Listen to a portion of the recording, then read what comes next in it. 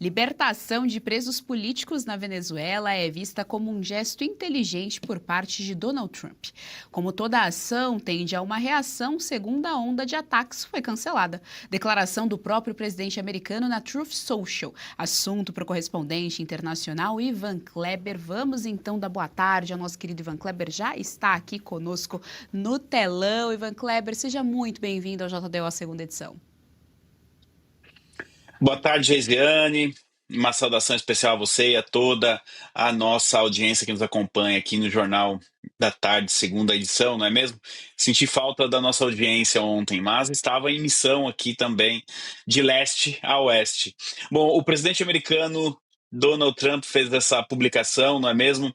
Alertando a questão da liberação dos presos políticos. Ele viu passos ali nesse sentido e também ações que justificariam, então, pelo menos a suspensão, o cancelamento de um segundo ataque. A gente precisa recapitular um pouco o dia de ontem, Gisiane, para entender essa publicação do presidente americano. Afinal de contas, Jorge Rodrigues, irmão de Delcy Rodrigues, fez um comentário ontem dizendo que os presos, então, os presos políticos seriam libertados. Aqui a gente precisa fazer um parênteses e ir muito na linha do editorial mais cedo do Fiuza.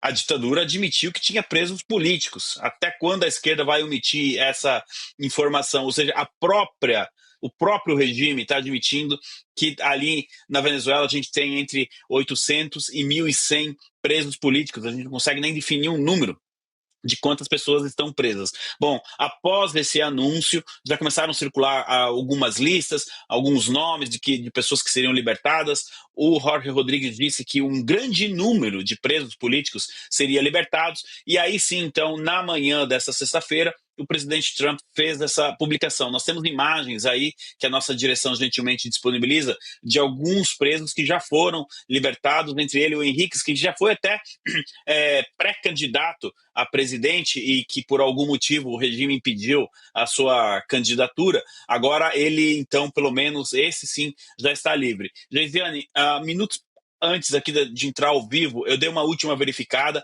Até o momento, porém, apenas 9 pessoas foram libertadas.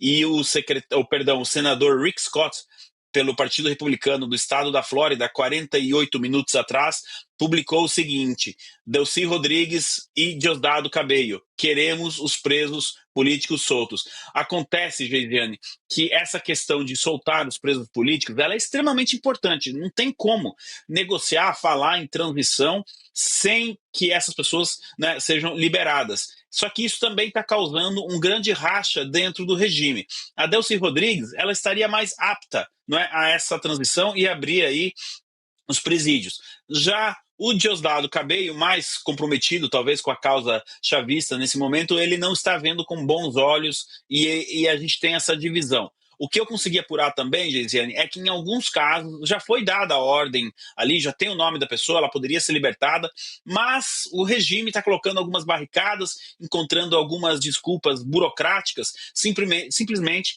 para não liberar essas pessoas. Agora tem um detalhe importante no comunicado do presidente Trump. Geisiane, ele diz que o segundo ataque foi cancelado, mas que os navios estão ali prontos para a questão de segurança. Geisiane, eu fui a fundo nesse comentário do presidente Trump e, militarmente falando, nada mudou. Se o presidente Trump ordenar um ataque, eles estão prontos para efetuar esse ataque. E por que eu estou dizendo isso?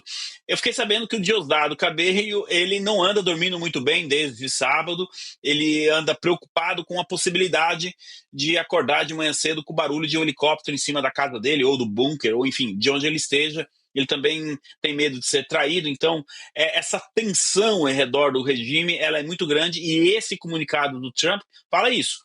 Cancelei o segundo ataque, mas os navios estão ali. E eu verifiquei que, militarmente falando, nada mudou. Aliás, alguns navios teriam, inclusive, zarpado mais em direção ali a Cuba, mas isso a gente pode tratar em uma outra ocasião. Então, nesse momento, Geisiane, que se fala de transição, de investimento ali no comunicado do presidente Trump, ele fala disso também, de investimentos bilionários no setor petrolífero da Venezuela, não há investimento maior para que a democracia possa ter uma chance na Venezuela do que a abertura desses porões do regime venezuelano e que, de preferência, eles sejam encerrados, toda essa estrutura de tortura e perseguição política e religiosa, em alguns casos também, na Venezuela, seja encerrada. Gesiane. Ivan Kleber, trago aqui à tela os nossos analistas políticos. Serrão, estamos com o nosso querido correspondente internacional, Ivan Kleber, sua pergunta. Grande Ivan Kleber, então, soltos apenas 9 de mais de 800 ou até 1.000 presos políticos. Por enquanto é um número muito tímido para uma ditadura que está dizendo que vai fazer uma transição, que vai aí dar uma distensionada nas coisas. É bom ficar de olho nessa turma da Venezuela, porque para cumprir acordo eles parecem inconfiáveis. E ali tem o aspecto agora perigoso, que vai recrudescer, da briga política interna, porque você citou o ponto-chave. O grande ideólogo desse regime do Chávez foi Diosdado Cabello. E parece que agora ele anda meio incomodado, né? Ele, que é o ministro do interior e da área da segurança, está incomodado com o poder dos irmãos Rodrigues. Então podemos ter aí uma disputa interna na Venezuela que pode promover aí a cisão desse regime. Os americanos também trabalham com essa crença, com essa possibilidade? Olá, Serrão. Sempre uma alegria estar aqui com você. Olha só, vamos tentar destrinchar essa sua pergunta, porque sim, não é que nós teremos uma disputa interna. Essa disputa ela já está acontecendo. Ela só não foi externada assim em um campo que a gente possa ver 24 horas por dia. Mas essa disputa ela já está acontecendo e são vários os interesses ali envolvidos. Delcy Rodrigues, os irmãos Rodrigues, ela que está aí sendo empossada pelo próprio irmão, é uma dessas alas. Nós temos Diosdado Cabello em uma outra ala. Nós temos a oposição, que também busca o seu espaço sem depender tanto assim dos Estados Unidos. Então você tem uma terceira ali, linha de frente que quer o poder na Venezuela, né, a volta da democracia, que seria a oposição. Somado a isso, nós temos cubanos, chineses e russos. Esses também estão interessados no poder na Venezuela. Então a gente vê que nesse momento a Venezuela, aquilo que nós chamamos no jargão da guerra, né, no man's land, é um lugar onde todo mundo comanda e ao mesmo tempo ninguém comanda, não pertence a ninguém, justamente por conta dessas divisões.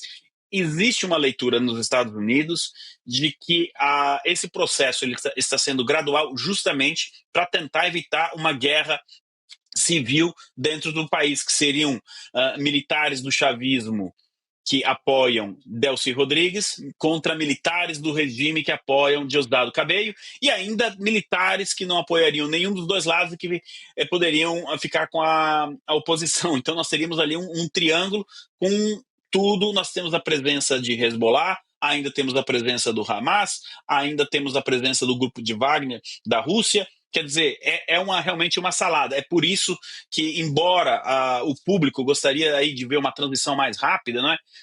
Nesse momento as coisas precisam ser feitas com muito cuidado. Agora, o seguinte, não tem grupo de Wagner, não tem China, não tem Rússia que justifique essa lentidão na liberação dos presos políticos. Isso está além de qualquer disputa interna. Essa liberação já deveria ter começado e, pelo que eu estou acompanhando, a pressão está enorme do lado americano. Vamos ver se essa pressão dá resultado e que a gente possa aí, nas próximas horas, noticiar a liberdade de 100, 200, 300, tomara Deus todos os presos políticos da Venezuela e, quem sabe, também no futuro próximo de toda a América Latina.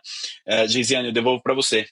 E olha só, por falar em pressão, é importante a gente trazer aqui para a nossa audiência que existe uma pressão interna também, porque os familiares dessas vítimas, desses presos políticos, estão em vigília nesses centros, né, em frente ali a esses centros. Então, em Caracas, Mirandas, onde estão esses centros de detenção, tem também ali vigílias dos apoiadores da liberdade, da família desses presos políticos, pedindo, claro, pela libertação dos presos políticos do regime ditatorial da Venezuela. Doutora Kátia Magalhães, nós estamos com o nosso querido Ivan Kleber, sua pergunta.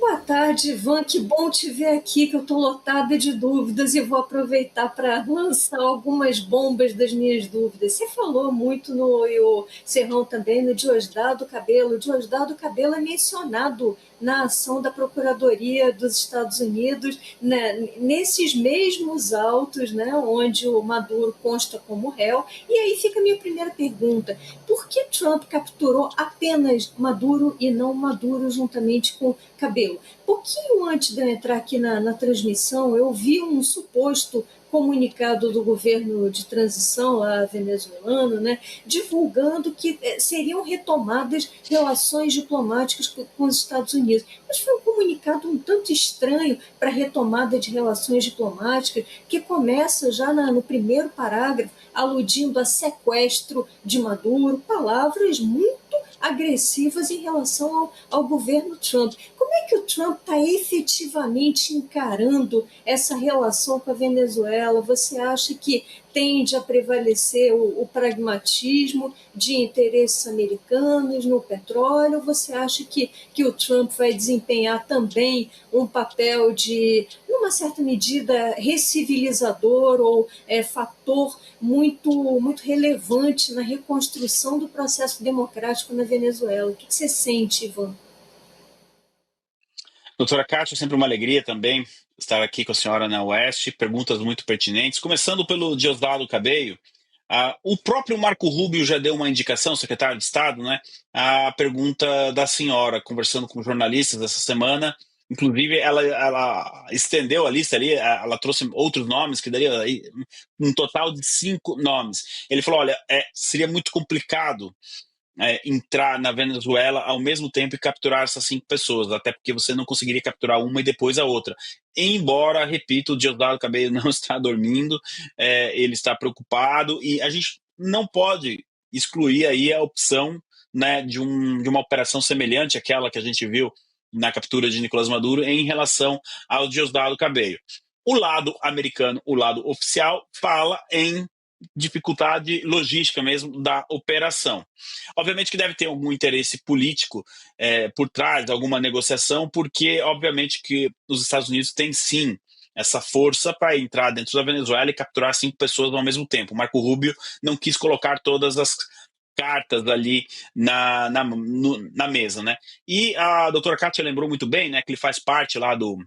O nome dele está no inquérito, e também tem uma recompensa no valor de 25 milhões de dólares por informações que levem à captura do Diosdado Cabello. A gente perdeu 50 milhões, Geisiane, mas 25 pode ajudar, né? Numa dessa, a gente arma uma excursão para ir lá capturar o Diosdado Cabello. Agora, a outra pergunta que a doutora Kátia fez, referente à abertura de relações entre os Estados Unidos e a Venezuela, o presidente Trump, nesse momento, ele não está levando em consideração os comunicados, como esse que foi feito agora há pouco, mas sim as ações.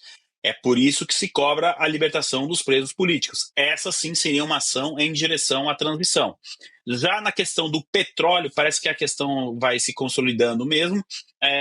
Inclusive, enquanto estamos ao vivo aqui, vários representantes de empresas petrolíferas dos Estados Unidos estão na Casa Branca, eles estão discutindo um plano de investimento que, como o presidente Trump anunciou, pode chegar até 100 bilhões de dólares na Venezuela. Então, os comunicados são uma coisa, as ações são as outras.